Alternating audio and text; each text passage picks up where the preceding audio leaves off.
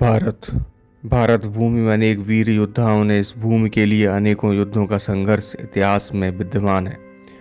उन्हीं युद्धों में से एक अनसुना युद्ध 13वीं शताब्दी का, जब पूर्व में उड़ीसा का एक शक्तिशाली राजा और दूसरी ओर दिल्ली सल्तनत के अधीन बंगाल के मुस्लिम गवर्नर साल 1238 ईस्वी पूर्व गंग वंश के राजा नरसिंह देव गद्दी पर बैठते हैं। उस समय दिल्ली सल्तनत का कब्जा था और वहां के गवर्नर तुगलक तुगान खान के बार बार उड़ीसा पर अपनी सत्ता स्थापित करने के लिए हमला करते रहता था। मुस्लिम शासक की नज़र समृद्ध मंदिर और उड़ीसा की संपत्ति पर थी और वो नरसिंह देव को कमजोर समझने की भूल कर रहा था।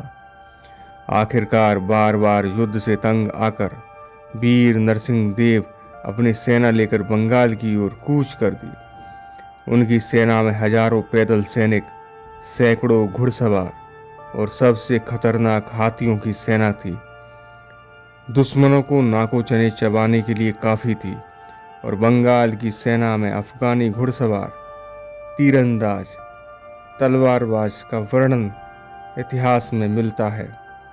अब क्या था, बंगाल सल्तनत के दूत ने खान को सूचना दी और दोनों सेना आमने सामने थी। नरसिंह देव की सेना की रणनीति पहले सीमा के किले पर हमला और फिर धीरे धीरे अंदर की ओर बढ़ना। हाथी सेना से दुश्मन सेना की पंक्ति को तोड़ने की योजना थी।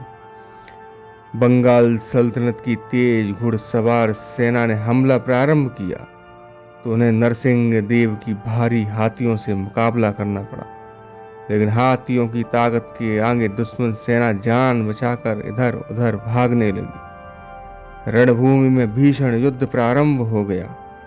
उड़ीसा सेना ने हवा की गति और शौर्य पराक्रम से बंगाल खान की सेना को पीछे हटने पर मजबूर कर दिया और वीर नरसिंह देव की जीत हुई। इस युद्ध को कारसेन का युद्ध नाम दिया गया। इस युद्ध को जीतने की याद में राजा नरसिंह देव ने उड़ीसा के कोणार्क सूर्य मंदिर का निर्माण करवाया। उनकी विजय शौर्य और उड़ीसा की सीमाओं की सुरक्षा को प्रदर्शित करता है।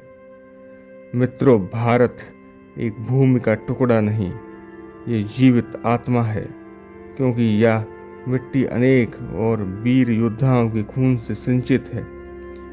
मिलते हैं आपसे अगले चैप्टर में, तब तक के लिए थैंक्स फॉर वॉचिंग। जय हिंद, जय भारत।